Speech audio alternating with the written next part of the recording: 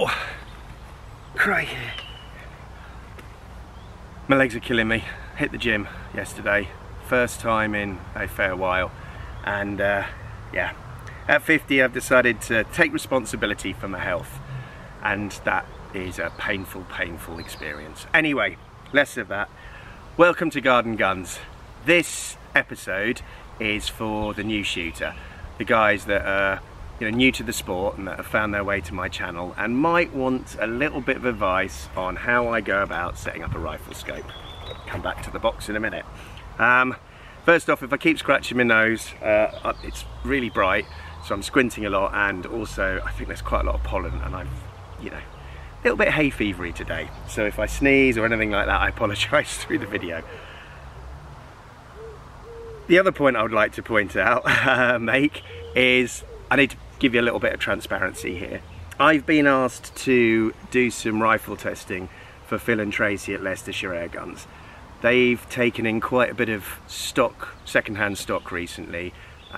Guys that have, want a bit of extra cash and have sold a few air guns and a few part exchanges. And as a result, they've had a few rifles they've wanted testing, and they've asked me to put the rifles over the chronograph and then shoot a few groups with them, and eventually do a nice 30-yard card so that they can stick it with the rifle with a power reading to stick in the bag for sale when it comes to selling them, just so that the customer knows that the rifle is or was behaving itself when they bought it. They take great pride in providing a good service, so they're the guys that I use a lot, and I've had, I used to do a little bit of work for them as well. So there is a relationship that goes back there.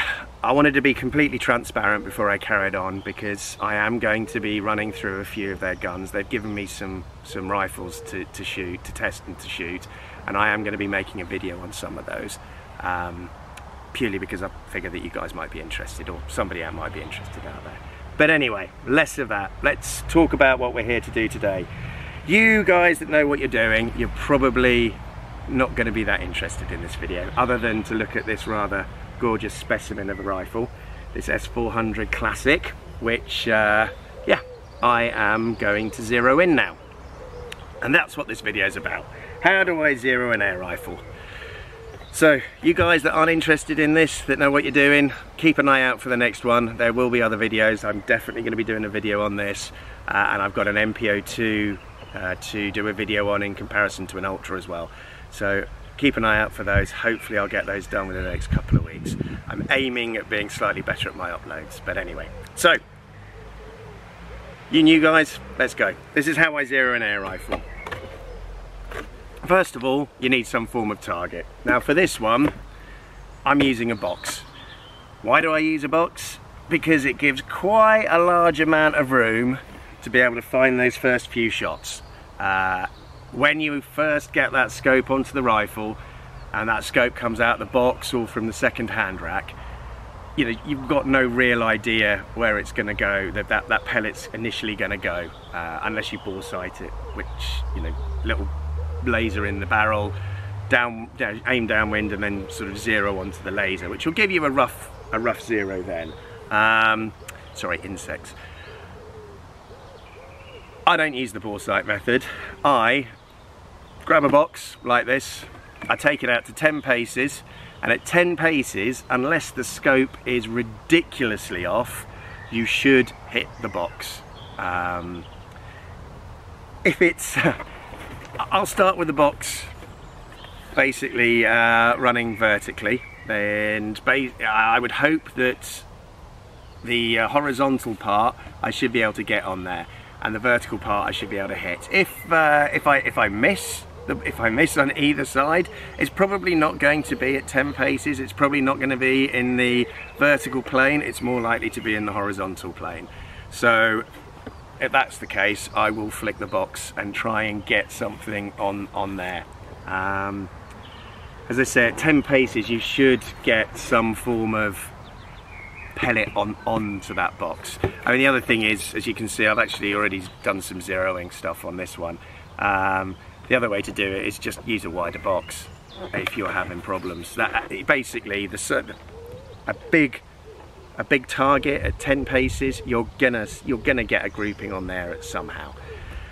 So let's take this out to 10 paces. I'll set the camera up at the other end, and then we'll start running through the way that I go about adjusting the scope. Back with you in a minute.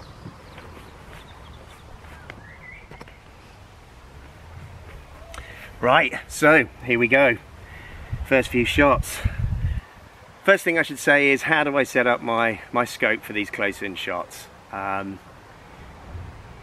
If your scope has a parallax ring either on the side or at the front, it's an object adjustment, i.e. focus. You want to set that to roughly the range that you're zeroing at, or you're doing the first few shots, which is 10 yards, roughly 10 yards for me at the moment. This one only really goes down to 15 yards, or slightly below. So at 6 times mag, which is the lowest magnification I can get, it's still a tiny weeny bit blurry, even at 10 paces. Which is one of the reasons you want to wind the mag down really, really low.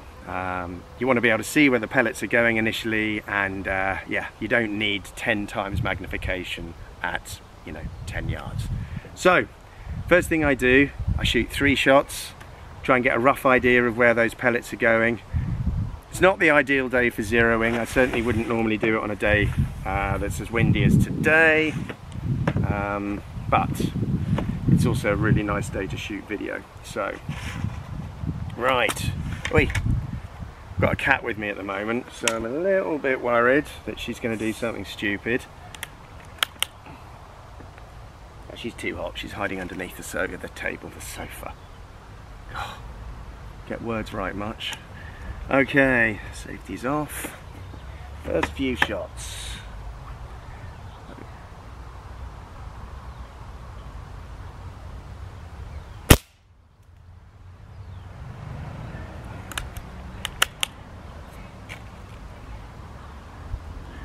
Two.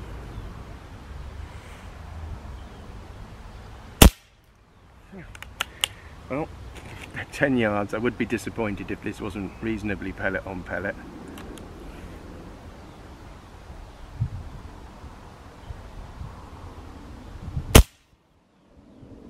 Okay, so that is approximately 2.5 dots over and 3 dots down. So I'm going to adjust the horizontal well, to make it as accurate as possible. As you push down range, that horizontal difference will get bigger. You can imagine as you're shooting, it's a bit like a cone. As they're leaving the barrel, it's going to veer off further and further and further to the right in this case. So I'm going to try and get that roughly, well, as accurately as possible into the right horizontal plane. Vertically, I'm not overly worried. I'm going to try and put that as close as I can to the ball, but as I push down, that's probably going to climb a little bit anyway, so we'll see. So I'm going to set it up so it's roughly, the vertical is roughly in the right place. I'm more concerned about the horizontal movement at this point. So we need to go left. I'm going to give that 20 clicks. 1, 2,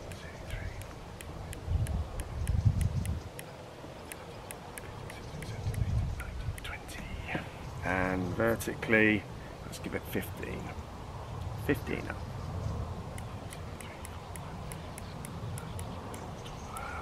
13, 14, 15. It's a shock to some people that know me, I can actually count. Cleo.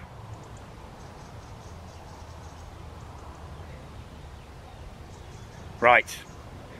I'm afraid I'm going to have to pause the video at this point and go and sort out the cat. I'll be back in a minute. Right.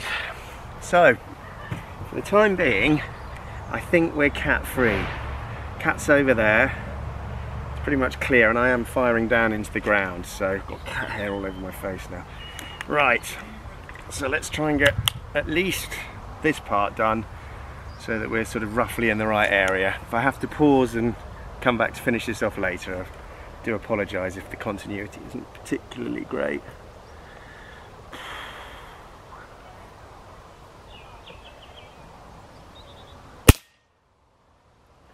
Wow. Right. Give it 2 shots to make sure.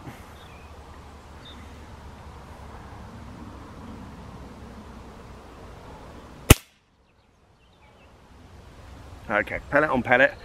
So, as you can see, left and right, that has come across a reasonable amount in the horizontal. I think I gave it 20 clicks, but it's not really done an awful lot in the vertical. I think that's probably a sign of the scope turrets maybe not being quite geared as well as I would have thought. What's this? Quarter click, minute of adjustment. So this, in theory, at 100 yards, if you make 1 click, it should move the point of impact by 1/4 of an inch. Which is why when you're this close, you know, 10 yards, you've got to make significant changes. So you've got to basically dial in a lot of clicks to make any movement at all. Right, I reckon I'm going to give that probably another 10 clicks to the left, and I'm going to give it 20 clicks up, and we'll see where we are there. So start with the up.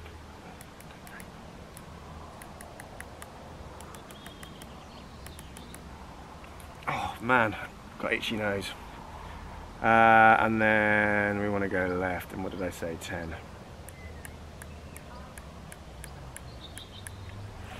Okay, let's see where we end up now. So 2 more shots. Always give it a minimum of 2 shots when you're just trying to confirm the position, because you know, if you've got a slightly dodgy pellet, damaged pellet, or you clip it when you're chambering it, you know, it's not going to fly true. So you want to have that second shot. If 2 pellets go roughly in the same area, you know that you most likely that is your current point of impact.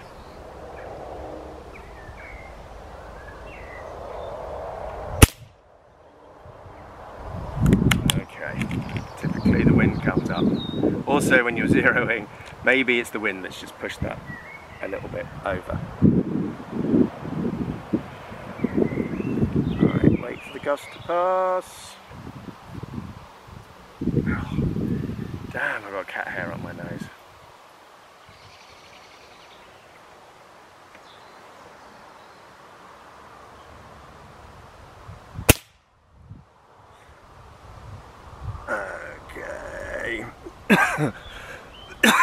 Pardon me.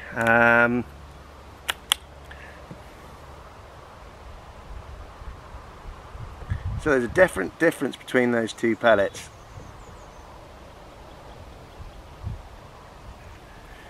So I'm going to wind it a further 10 to the left. Actually, might be 11, and I'm going to give it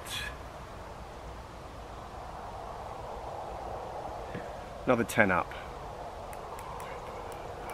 6, 7, 8, 9, 10. Oh, I'm really sorry about me keeping rubbing my face. I have got a bit of hay fever, and beautiful. Our cat is, she's very pretty, but my God, she's shedding at the moment in this heat.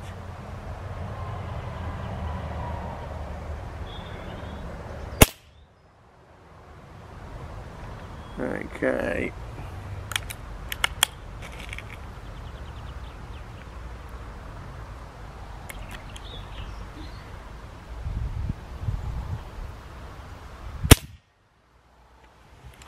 Okay, so far I'm going to give it 5. Is really no adjustment at all at this range, but I'm going to do it anyway. So 1, 2, 3, 4, 5, and I'm going to do the same up. 1, 2. Keep. Right, I'm just trying to get it onto the little shoot and see that I've attached to the box. Okay, so that needs to come up. I think left and right. I mean, it could be the wind, and that's the problem at the moment. The wind is there, so we'll see.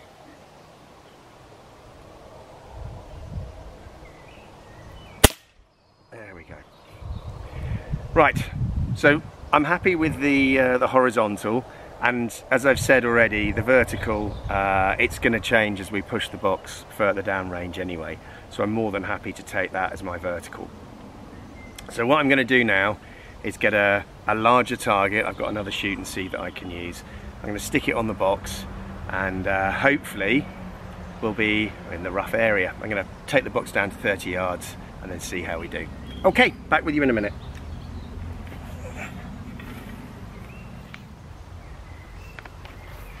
Right, so here we go. I'll put a backstop up to stop me from shooting the cat. I've got a fresh shoot and see down there, a reasonably larger one. I've put some sun cream on my bald spot.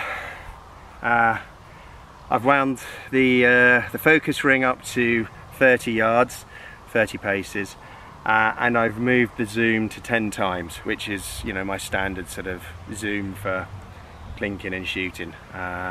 So let's see how we do. Hopefully the wind will cooperate.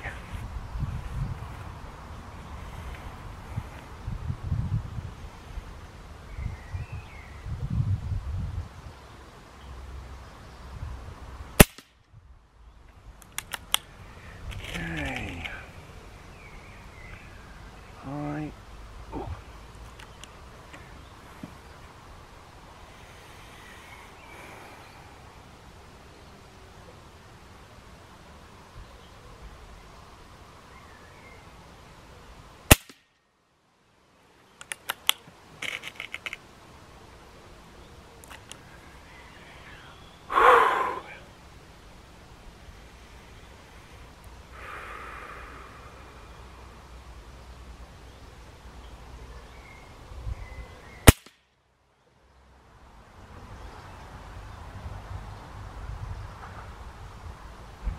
That's sort of 2/3 of a dot high. I'm going to give that 4 clicks down.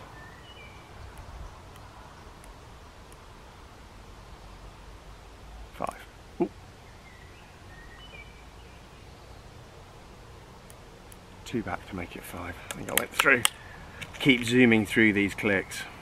To be honest, 1 click, even at 30 yards, isn't going to make it make virtually no difference at all. If one of you clever people out there could probably do the maths, 1/4 of an inch per click at 100 yards, 1 click at 30 yards.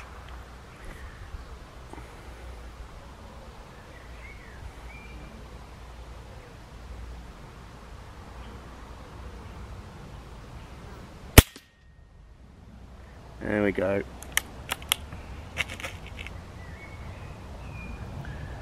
Shoot another 3 shots to make sure that wasn't wind or luck or...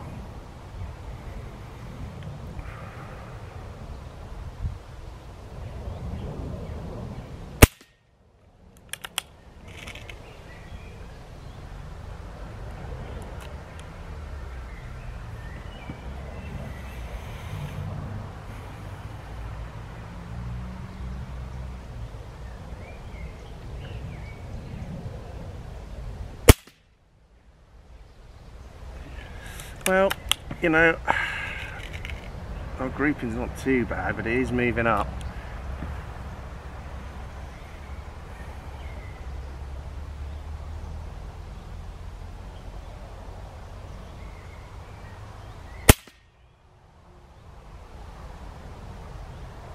To be fair, I think I need to take that down another, well, 3 clicks, because it's still a little high, I reckon. It's just grouping slightly above the, well, that first shot that I hit, that went straight in the centre, straight in the ball, and I haven't been able to get another pellet onto there, so, which is why I always shoot more pellets. So what I'm going to do is pick one of the numbers on the left hand side, and I'm going to make that my new ball, and hopefully I will get these roughly in the right direction. So down, 1, 2, 3. So maybe 7 clicks was the, ooh, dropped one, was the right thing. Oh, there it is. I mean, this wind's not going to help, but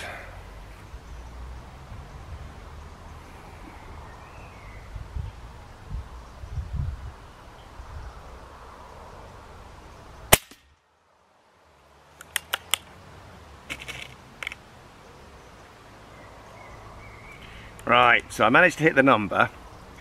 Let's see if I can put a second pellet, or I just put the first one.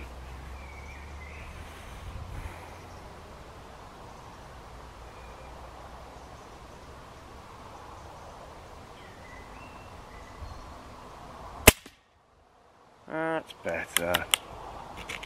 One more for luck.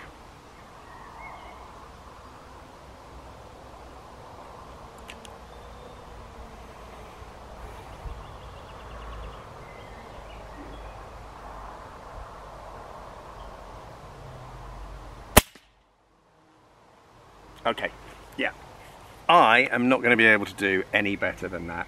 This is probably the stillest, he says as it's about to start blowing again, this is the stillest it's been. I think that's a pretty damn good 0, 30 yards.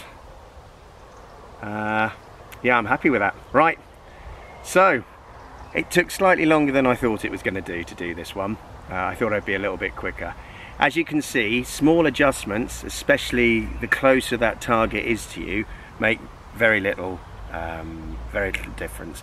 As I said, it's effectively, if you're if 1 click makes 1/4 of an inch difference at 100 yards, so at 10 yards, what's that going to be? 1 click is going to make, oh my god, I can't even do the math. 1/4 of an inch, so it's going to be 1/100th of a, so it's going to be 1/10 of a 1/4 of an inch. So it's going to be nothing, you know, really not an awful lot. So somebody a lot cleverer than me can do the maths. So you know, as you get out to 25 yards, 30 yards, things start to, you know, those clicks start to make a little bit more. But even then, as you can see, you know, I dialed in five clicks for that initial adjustment to try and bring it down, and it made not a huge amount of difference. I needed sort of 8 clicks to really move it, literally, you know, a few millimeters. You know, we're talking, you know, just to draw it into that center point, so it's putting, you know, it is perfectly zeroed for 30 yards in the center. Will it be zeroed 30 yards in the center when I come back to do the actual test on the rifle? Probably not. The wind will have changed, the temperature will have changed, you know, things will have changed. It'll be close enough though for the test. All I need to do is shoot an accurate 10-shot group at 30 yards, which I hope I can do. I mean, this rifle definitely groups fine at 30. You can see that during the pellet test, but it's still nice to be able to do that. You know, I'm quite tempted to push it out to 40 and see what sort of group I can shoot with this at 40. I might do that off camera, but anyway, I hope this has been of interest to somebody out there. Slightly longer, as I said, than I thought it would be, but that is basically how I go about zeroing an air rifle. Small steps, repeated often, so that you don't make, you know, you're not being overly ham-fisted with the changes that you're making. And you should keep the pellets roughly in the right area. I hope this has been of use. Thank you very much for watching. I think I'm going to call it quits there. All the best, and stay safe. Look out for the next video. Cheers. Yeah, this video is going to take a little bit longer than I thought. But anyway, I'm going to try and move the cat, and then I'll be back.